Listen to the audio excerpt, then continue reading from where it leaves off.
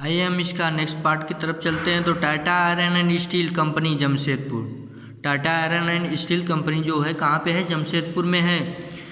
Before 1947 there was only one iron and steel plant in the country. 1947 से पूर्व भारत में केवल एक इस्पात का कारखाना था जो Tata iron and steel company limited है। यह निजी स्वामित्व में था।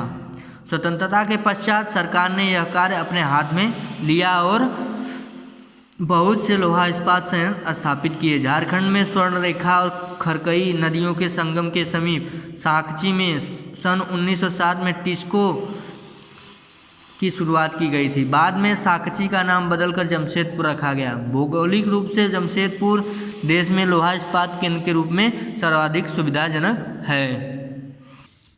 यहाँ पे मैप में लोकेशन दिया गया है कि कहाँ तक ये Tata iron and steel company Jamshedpur स्थित है। मैप में दिया गया है Sakchi and chosen to set up the steel plant of several reason.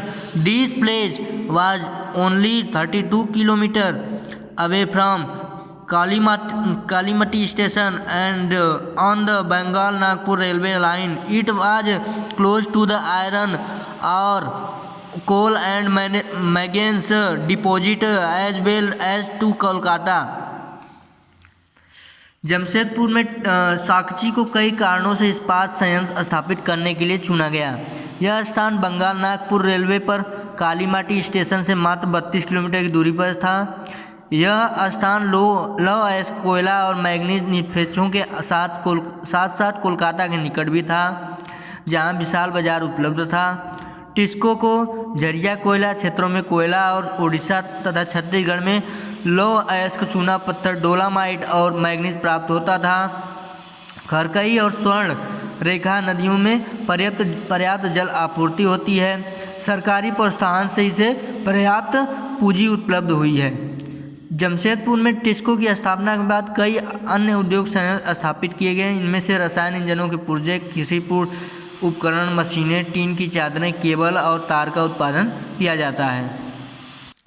आगे दिया है पिट्सबर्ग। पिट्सबर्ग कहाँ पे था? It is an important steel city of the United state of America.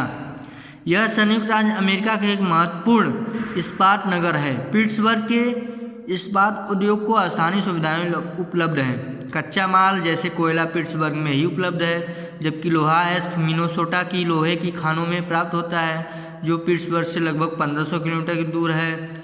यह इन खानों और पिट्सबर्ग के बीच नौ परिवहन का सर्वोत्तम मार्ग है। गेट लेस्क जल मार्ग आता है। यह अयस्क के नौ परिवहन हेतु सस्ता मार्ग है। गेट लेस्क से पिट्सबर्ग तक लौह अयस्क रेलगाड़ियों से लाया जाता है। ओहिया, मोनोगहेला और एल्गनी नदियों से पर्याप्त जल प्राप्त होता है इत्यादि से ये यहाँ पे आसानी से सस्ते में मिल जाता है, इसलिए ये पिट्सबर्ग लौह इस्पात का एक केंद्र है। आगे दिया गया है cotton textiles industries. Weaving cloth from yarn is an ancient art. Cotton, wool, silk, jute, flax have been used for making clothes. The textile industries can be divided on the basis of raw materials used in them.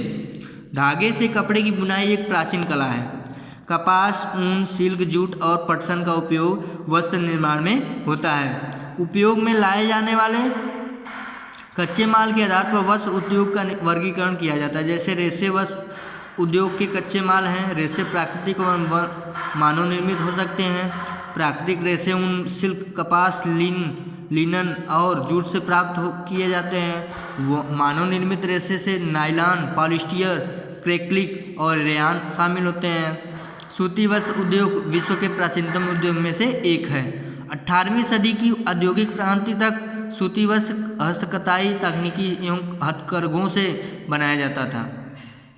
18वीं सदी में powerloom ने पहले Britain और बाद में विश्व के अन्य दूसरे भागों में सूती वस्त्र उद्योग के विकास को आगे बढ़ाया। आज भारत में चीन, जापान और संयुक्त राज्य अमेरिका सूती वस्त्र के महत्वपूर्ण उत्पादक हैं। भारत भी उसमें शामिल है। भारत में अत्युत्तम गुणवत्ता के सूती वस्त्र उत्पादन करने की गौरवपूर्ण परंपरा रही है।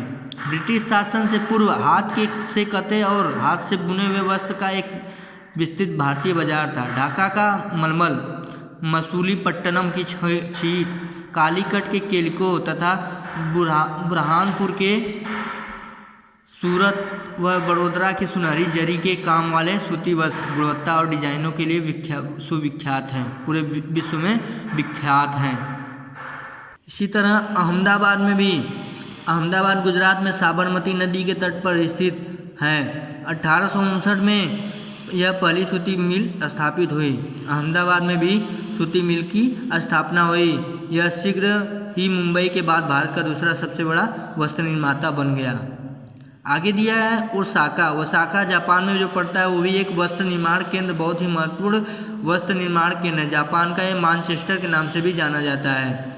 ओसाका में सूती वस्त्र उद्योग का विकास कई भौगोलिक कारणों से हुई है। ओसाका के चारों ओर का विस्तृत मैदान सूती वस्त्र मिलों के विकास के लिए आसानी से भूमि की उपलब्धता सुनिश्चित करता है। अर्थात ओसाका भी एक क्या है, बहुत ही बड़ा केंद्र है सूती वस्त्र का। आगे दिया है इंफॉर्मेशन टेक्नोलॉजी के बारे में जानेंगे तो दिया गया है